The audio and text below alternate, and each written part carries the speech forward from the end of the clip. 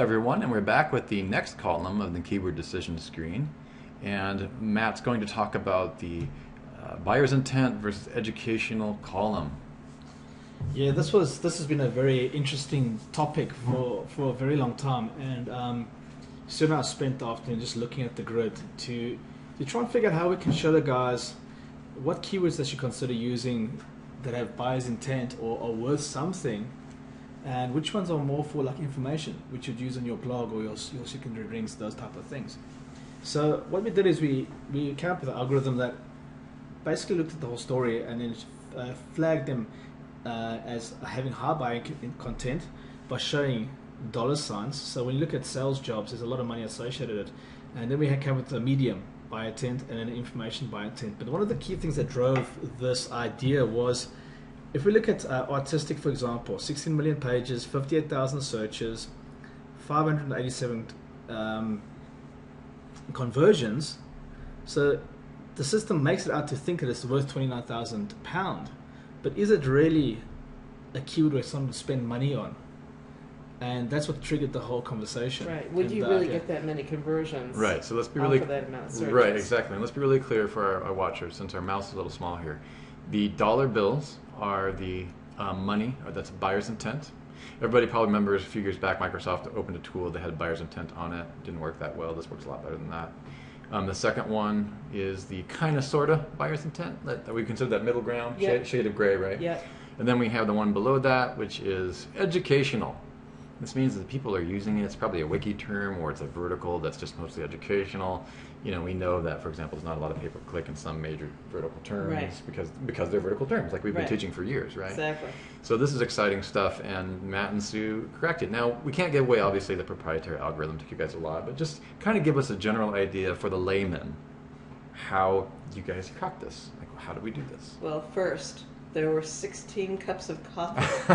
And then we argued copiously. Oh, yes, I remember that. For hours and hours. I remember the arguments and the throwing stuff. And then he went into his Jedi Knight, and I went into my karate stance. Yes, they were lightsabers drawn. And pets died. Yep, and sparks clashed. And then we arrived at the algorithm. And then I climbed out from underneath the table, and the dust had settled. Exactly. And suddenly there was this really cool chart, and there was these little icons, and I was like, and the clouds parted and opened. And yes. So the bottom line here is, like, give me an example of exactly. Okay, I've got a client, right? Like, let's take a look at this. We're looking at this client in the hair industry. She's a hairstylist. Tell me what this tells you at a glance. This isn't a glance. You look at all of them, right? Yeah. You're going for the money, right?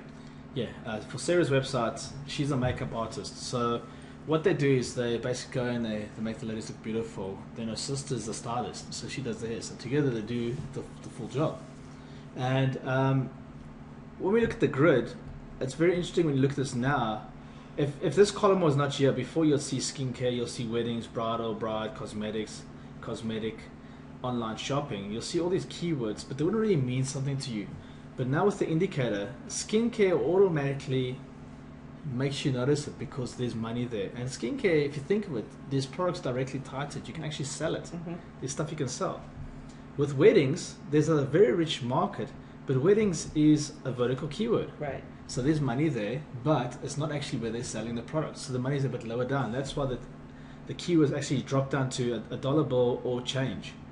It's to show you there's money there, but it's not the right place to actually get the money. Right. So you might have to go to wedding dresses or wedding makeup, those type of longer things. tails off of those verticals. Right. And then when we get to things like autistic, now in Sarah's industry, the avant-garde stuff is very artistic. Right. And they do all the space creatures and all those type of things, Lord of the Rings, the goblins, that's the avant-garde type of stuff. Or they'll do a China girl, the what they call the geisha girls. Right. So they do stuff like that, but they make it very crisp, very artistic makeup very stuff. Yeah. And that keyword, you could use that artistic one, because Sarah won gold in Britain. She won the gold. She came first in the whole of Britain for avant-garde 2 years ago. Right. So that's where she could put artistic inside her thing and put the whole portfolio of all those things. Right. That could lead into a sell. It's indirect. Yep. Thus, there is money there, but it's how you position that actual word. Yeah, it's all positioning with the market. We get that. And how you lead it down. So this is the. I also wanted to add. Sorry, I also wanted to add that those of you who know that I'm prolific into content curation, Content curation is all about secondary words. Yeah. It's all about educational. And they lead to sales by the golden frame.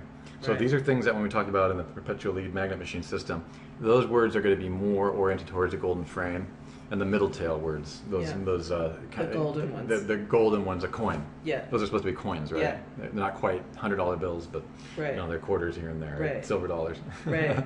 So that's great for content curation. I'm starting to use that, and when I use it in Scoop It and our curation theme and everything else. Mhm. So it's really cool. The other thing that I would say is when you're down there on the educational terms or on those coin terms, think trust building. Yeah, definitely think that, which is curation in some ways. Exactly. Curation is really about meaning making and Yeah. trust building, or it can be a wiki, Yeah. or it can be just Or, blog posts. as he was saying, a gallery of artistic Work. work that Works, would yeah. then possibly lead to a sale. So Excellent. it's earlier on in the buying cycle. Yeah. So you're definitely going to look at these. Are we going to be?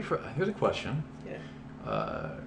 Are we going to have an export for the? We already have an export for the screen, right? Yes. Yes. And that is that going to also include the? How are you going to represent these icons? That's not going to be exported. Those icons. We've not built that in Okay, yet. but we may at some future point do that because Yes. you obviously can't export icons into spreadsheets. So. It's more Okay. difficult. But that's okay. We don't need that now. But the cool thing is that you guys can get this information, and I got to tell you what, it's so fun to build a silo now, especially when you know what Isn't they it? mean. It's like, Exactly. educational skill, money, and I try to put the money high up in the silo, but and then surround it with supporting terms. Right. And sometimes it's interesting too. You'll get a money keyword that's your primary term, and then when you add the synonyms, like we showed before, the synonyms are educational. Exactly. And that's cool. Synonyms and supporting keywords can be more educational. So you're terms. nabbing them anyways, and it's just Yeah. fantastic. Great job. This guys. way it makes it easy. So now we look at wedding, for example. Now when the screen loads and we put the wedding in the filter, you'll actually see the vertical and you'll see how the money comes out of that specific part of the site. Based Right. on your average page rank, it takes all these things together. And when we look at this, we looked at wedding, now it's bringing all the secondary type of keywords. Now, tell me something, Matt, because we talked about this at one point. Are we actually adjusting the conversion levels on these based on whether or not it's a money keyword? Not yet, we're not adjusting it. Okay. We're just indicating Just how an to indicator. think. It's an indicator for you at this point in time. We've not Okay. taken it to that point where we're actually scaling things down or scaling them up All right. on Fantastic. how they convert. That's all right, and we're going to get more into this. This is an evolving thing, and Yeah. right now nobody else has this. And I can't tell you guys listening how much time and energy has gone into considering these kinds of data sets. But, from the birthing of Theme Zoom into the last keyword tool, and then Matt coming on board with this. So I'm really happy and excited about my team coming up with this. Actually, I stand corrected. We have created a column. We're just not showing it yet. Yeah. Under the revenue, Ah. where depending on the commercial intent, it will actually inflate or decrease the actual value of that keyword. Okay. Right. Revenue wise. Okay, so we do have a column. It's not implemented at the time of this recording, but maybe by the time they're watching this, it's possible it might be there. So if you see an extra column, You'll know what it is. and we'll also give you a video on that column because Yeah. we're going to put a video by each one. Okay, well that's great. So you're already thinking in that direction. You're forward Yeah, thinking. we need to test it a bit more. Yeah, okay. And we appreciate everyone's patience while we're under construction. But again, as you can probably imagine, you don't want to cross any beams in the back end of the database of this thing when you're making it. Otherwise, something will explode because there's a lot of power running through this thing. And you'll see a lot of new updates. And on the next video, we're going to go in. Do you have anything to add to that before I move on? No, this is it. So just to close us off, like what Russ is saying, I've put wedding in. I just wanted to show the guys the Oh example. yeah, okay. Show that example. We Yeah. put wedding in. We can see that wedding. There's not much high buy intent on the keywords we've actually brought in, but there is a lot of money over here. So we can either add them as silos or categories, and we can actually drill down into each of these specific terms. Go to our keyword tool, drill into wedding cards, and then we can drop down at supporting article levels. We'll probably find much richer keywords. And what that does is, in the tree structure, when we actually map out our silo framework and we start nesting in the long tail keywords where there is money, it does one of two things. They rank quicker, so they get money into your business faster. But two, they also start supporting the categories that they fall under, which then helps the categories start supporting the silo term that you're going after. So it's like a double-edged sword. By drilling into these and just thinking it through, you can actually make your blueprint profitable really quickly, but you also can make it rank faster for more profitable keywords.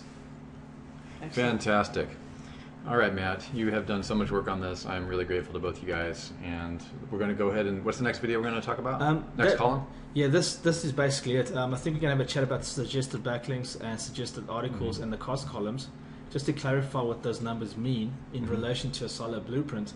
And we can just take it from there. In case you were wondering why I just spaced out, I was thinking about 2 or 3 different silos I had in my other project. And, sometimes you're looking at the data and you think, oh, you just discover a new thing. I was like, I just had a whole nother level pop in. When you're looking at a flat thing and all of a sudden it pops into 3D. Yeah. I just had an experience with that just now. Interesting. So don't mind me. I was, if it seemed like I was spacing out, I wasn't. I just had a revelation.